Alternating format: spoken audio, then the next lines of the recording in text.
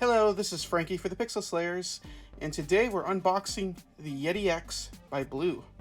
And this is what the video sounds like without this microphone.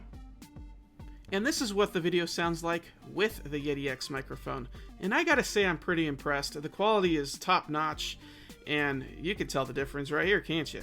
Alright, so let's open up this box. I do struggle with it. I can tell the future because this is a voiceover. I'm doing a quick test of the mic, and might as well get an unboxing video out of it too, right? So yeah, so once I get the box out of the outer box, I open the outer box with a pen because I could not find my knife. And so yeah, get that open, and once that's open, I am greeted to a quick start guide that tells you all the basic functions of the microphone and how to do them. And we are shown that they are now owned by Logitech, which is a good fit. Always like them. And we have some quick little legal disclaimers, stuff like that. And then we have the foam pad.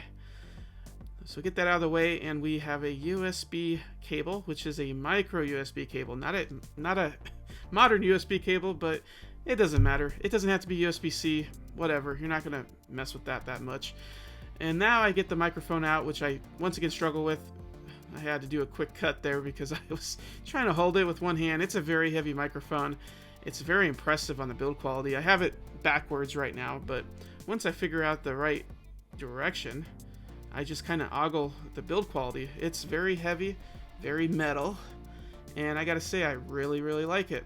And I will be using this a lot. We'll be using this from now on in many of our projects. I have a future project plan that I kind of want to really use this microphone for. It's $169 for a $250 quality microphone. I recommend it. Keep watching.